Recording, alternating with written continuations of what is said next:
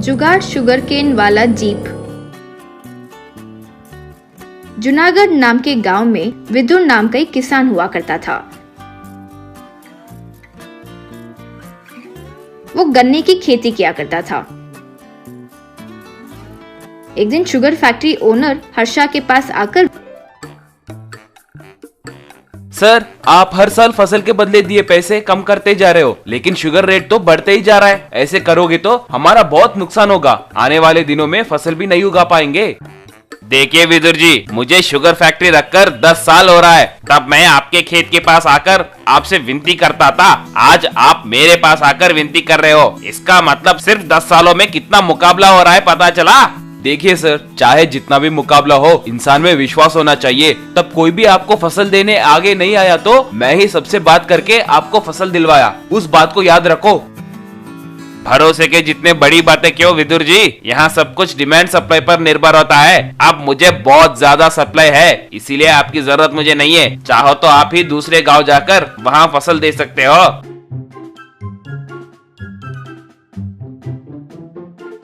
कि वहाँ आया सबरवाल। अरे विदुर भाई, ऐसे नीच लोगों से क्यों मुंह लग रहे हो? अगर मौका मिला तो मारना है, वरना काट देना है। बताओ, इसका गला काट दूं क्या? ए विदुर, ये क्या? ऐसे पागल इंसान को लाकर मुझे मारने का प्लान बना रहे हो क्या? तुरंत इस पागल इंसान को यहाँ से लेकर जाओ, वरना तुझ पर पुलिस कंप्लेंट दे दूंगा।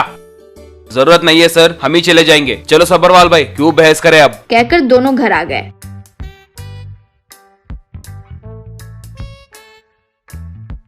घर आकर विदुर से सबरवाल, क्यों भाई, वो वैसे बात कर रहे तो बिना मारे ही वापस आ गए? तब वही मौजूद विदुर की पत्नी अदिति, क्या कहा? तेरे भैया एक किसान को मारे? वो गन्ने काटने के लिए बहुत सोचते हैं। कम से कम हिम्मत करके उस हर्षा से पूछे तो सही। वो बातें सुनकर विदुर से सबरवाल, भाई अब क्या करे बोलो, मुझे तो कुछ समझ नहीं आ रहा है। क्या करेंगे? गन्ने का पूरा जूस निकालकर दोनों भाई एक दूसरे के साथ बैठकर गन्ने का रस पी लो। मैं रोज मजदूरी का काम करके तुम लोगों को पाल लूंगी। वो बातें सुनकर सबरवाल, भैया गुस्से में ही सही, भाभी ने एक सही बात बोली। हम गन्ने का रस निकालकर बेचेंगे, वो जो पैसे दे रहा है उससे 10 गुना ज्यादा मिलेंगे। भैया एक बार सोचिए। क्या बात कर रहे हो सबरवाल? गन्ने का रस हमारे घर आकर कौन पिएगा? भैया घर के पास क्यों रखेंगे? हमारे गांव में कई सारे टूरिस्ट प्लेसेस है। पुराने व्हीकल लेकर उसे गन्ने की बंडी जैसा डिजाइन करे तो उसी में हम कई सारी जगह जा सकते हैं। वो बातें सुनकर अदिति, क्या सोच रहे हो? सही तो कह रहा है। तुम पड़ोसी गांव को जाकर भी फसल बेचोगे तो वो उस बंडी के किराए के लिए भी काफी होगा। पहले वो गन्ने के रस की बंडी का क्या करना है वो देखिए। फिर विदुर अपने जान पहचान वाले मैकेनिक से एक पुरानी जीप को गन्ने की बंडी में बदल दिया। अब वो गाड़ी में घूमकर विदुर सबरवाल गन्ने का रस को बेचने लगे।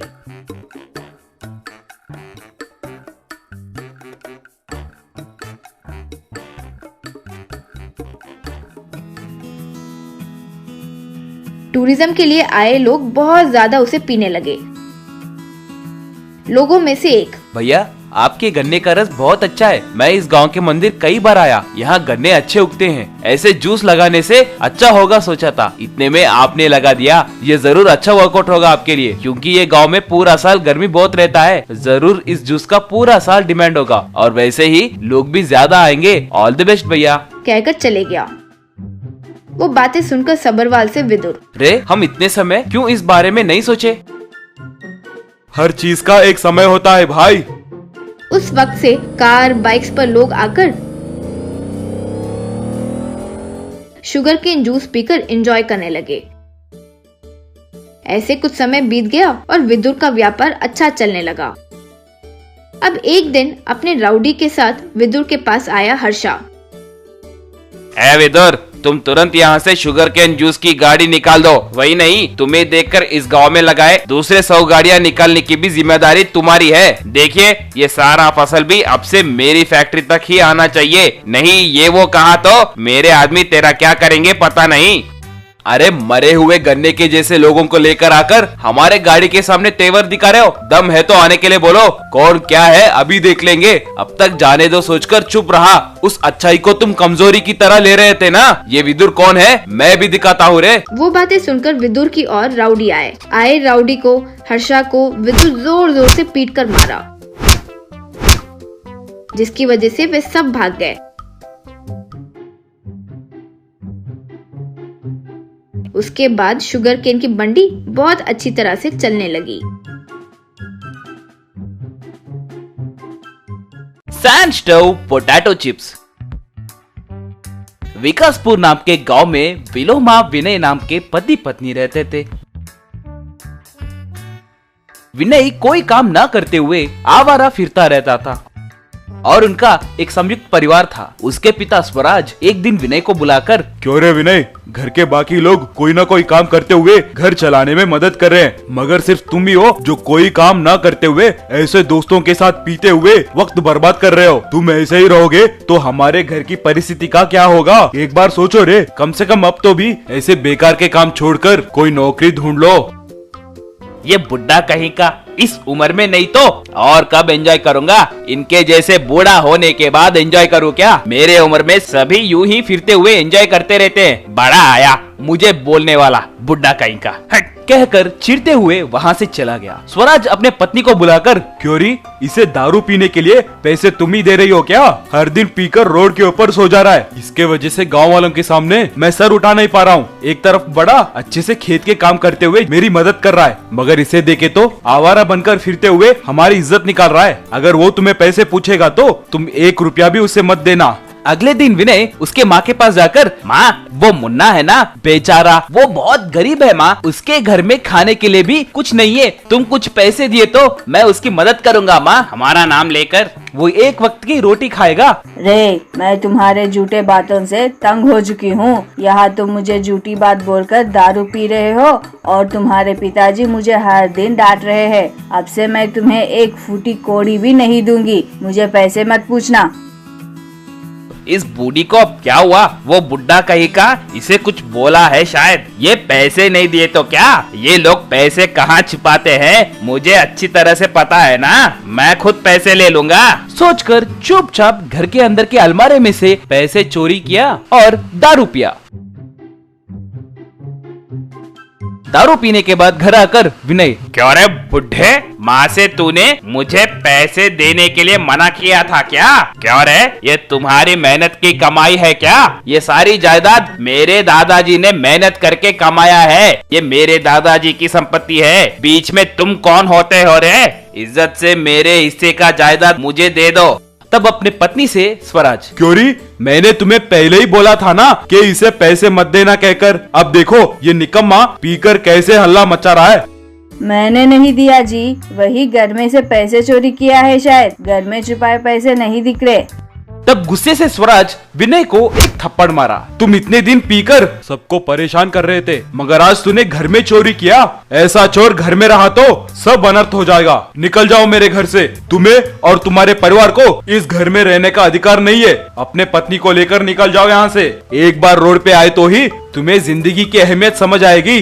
अब तुम्हारे बच्चों को कैसे पालोगे, तुम्हारी मर्जी, कहकर उन्हें घर से बेदखल कर दिया।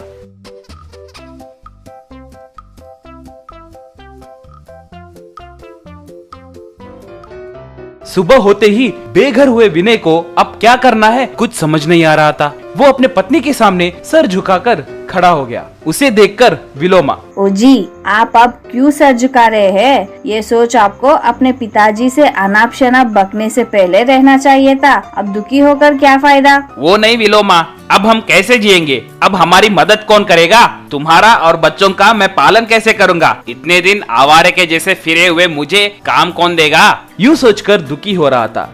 हमें किसी के नीचे काम करने की जरूरत नहीं है जी, हम खुद कुछ न कुछ काम करके जिएंगे। जीने के लिए तुम्हें कौन सा काम आता है री? इतने दिन सारे परिवार के लिए मैंने ही खाना पकाया था ना, मुझे खाना पकाना आता है। उसके भरोसे ही अब जिएंगे। हम पोटैटो चिप्स बनाकर बेचेंगे। उसे शुरू करने के लिए तो भी हमें स्टोव, गैस, इन सब की जरूरत पड़ेगी ना, वो कैसे खरीदेंगे? जरूरत नहीं है जी, वो देखो उस मिट्टी को लेकर आइए, उससे मैं सैंड स्टोव बनाकर उसके ऊपर पोटैटो चिप्स बनाऊंगी। आप उन्हें ले जाकर बेचकर पैसे कमाइए। कहकर सैंड स्टोव को तैयार की।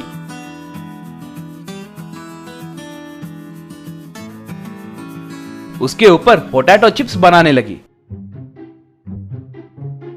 वो बहुत ही स्वादिष्ट थे। विनय उन्हें गांव में ले जाकर बेचकर पैसों के साथ लौट आया। पैसे विलोमा के हाथों में लगाते ही उसे देखकर विलोमा, ओ जी, ये सब सच है क्या? आप उन्हें बेचकर सच में पैसे लेकर आए क्या?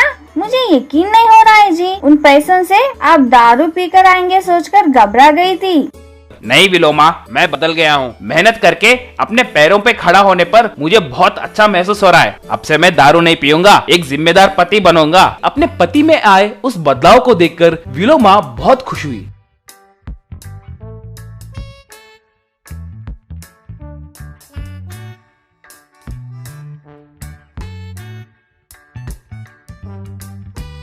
अपने बेटे में आए बदलाव को देखकर स्वराज खुश होकर उन्हें घर में आने दिया। तब सब मिलकर खुशी से जीने लगे।